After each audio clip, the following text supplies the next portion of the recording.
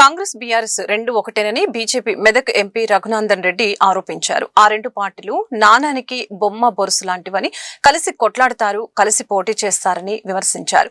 అధికారం కోల్పోయిన తర్వాత బీఆర్ఎస్ పార్టీ 4 ముక్కలు అవుతుందని తాను ముందే చెప్పానని తెలిపారు. తాను చెప్పినట్లుగానే కల్వకుంట్ల కవిత పార్టీ పెడుతున్నట్లు ప్రకటించారని గుర్తు చేశారు. 35 లక్షల సిఎస్ఆర్ నిధులతో మంజూరైన డిజిటల్ ఎక్స్రే మిషన్ ని సంగారెడ్డి గవర్నమెంట్ జనరల్ ఆసుపత్రిలో ఎంపీ ప్రారంభించారు. అనంతరం రఘునందన్ ఈ మీడియాతో మాట్లాడారు. పేద ప్రజల సంక్షేమం కోసం కేంద్ర ప్రభుత్వం కోట్లాది రూపాయల నిధులను ఖర్చు చేస్తోంది. కవిత విషయంలో ఉగాది పండుగ నాడు తన జ్యోతిష్యం నిజమైందని అన్నారు. త్వరలో బీఆర్ఎస్ సిఆర్ఎస్ కింద రాజకీయాల నుంచి ఎలిమినేట్ అవుతుందని అన్నారు. టీఆర్ఎస్ పార్టీ కేవలం ప్రచార ఆర్భాటాలకు తమ డబ్బులు కాపాడుకునేందుకే ప్రయత్నాలు చేస్తుందని విమర్శించారు. టీఆర్ఎస్ పార్టీ 10 ఏళ్లలో చేసిన తప్పులను కాంగ్రెస్ పార్టీ ప్రభుత్వం క్షమిస్తూ ఉదాహరణని ప్రకటిస్తుందని అన్నారు.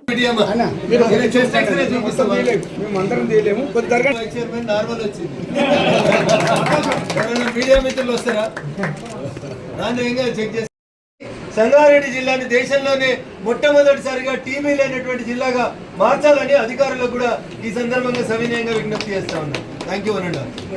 సంబడి ఎక్స్ప్లెయిన్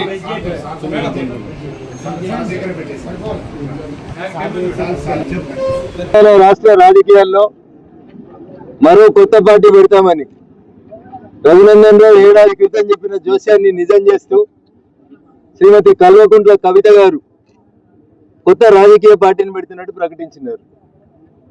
నేను ఆ రోజే చెప్పినా మళ్ళీ చెప్తా ఉన్నాను. ఈ దేశంలో ఇప్పటికే సుమారు 6201 పొలిటికల్ పార్టీలు భారత ఎన్నికల సంఘం దగ్గర రిజిస్టర్ అయి ఉన్నాయి.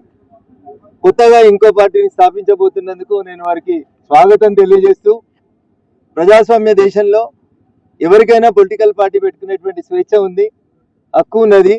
కానీ మేము మొదటి నుంచి చెప్తున్నట్టు, ఒకసారి అధికారాన్ని కోల్పోయిన తర్వాత టీఆర్ఎస్ పార్టీ 4 ముక్కలు అవుతుందని, ఆ ముక్కలేవి వచ్చే ఎన్నికల వరకు నిలబడాయని చెప్పి రఘునందన్ ఏదైతే చెప్పినాడో అదే ఇప్పుడు నిజమవుతా ఉంది. చాలా మంది నేను కవిత కొత్త పార్టీ పెడుతుందని అంటే రఘునందన్ జ్యోతిష్యం చెప్తున్నా అని అడిగిండ్రు. మరి ఈ ఉగాది పండుగకి రఘునందన్ జ్యోతిష్యం నిజమైనట్టున్నది, కవిత గారు కొత్త పార్టీ పెడతా ఉన్నట్టున్నారు. నేను మళ్ళీ చెప్తా ఉన్నా, టీఆర్ఎస్ 4 ముక్కలు అవుతుంది. వచ్చే ఎన్నికల వరకు టీఆర్ఎస్ పార్టీ బీఆర్ఎస్గా మారి తెలంగాణ ప్రజల చేత సిఆర్ఎస్ తీసుకొని, కంపల్సరీ రిటైర్మెంట్ స్కీమ్ తీసుకొని ప్రజాక్షేత్రంలోంచి బయటికి పోతుంది, ఎలిమినేట్ చేయబడుతుంది అని చెప్పి ఈ సందర్భంగా నేను సంపూర్ణంగా విశ్వసిస్తా ఉన్నా. అందుకని ప్రజలారా ఒకసారి ఆలోచించండి. టీఆర్ఎస్ పార్టీ కేవలం ప్రచార ఆర్భాటాలకి, వాళ్ళ దగ్గర ఉన్నటువంటి డబ్బుల్ని ప్రొటెక్ట్ చేసుకోవడానికి మీడియా ఈవెంట్లు చేస్తూ ఉన్నారు. రోజు బావా బామ్మర్దులు తప్ప వాళ్ళు కొత్తగా చేస్తుంది ఏం లేదు. 10 ఏళ్ల వాళ్ళ పాలనలో జరిగినటువంటి పొరపాట్లన్నింటినీ కూడా కాంగ్రెస్ పార్టీ క్షమిస్తూ ఉదార స్వభావంతో నటిస్తూ ఉంది.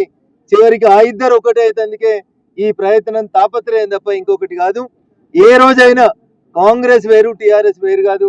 ఇవి రెండు ఒక నాణానికి బొమ్మ బొరుసు లాంటి. వీళ్ళిద్దరూ కలిసి కొట్లాడతారు, కలిసి పోటీ చేస్తారు. కాబట్టి తెలంగాణ ప్రజలు భారతీయ జనతా పార్టీ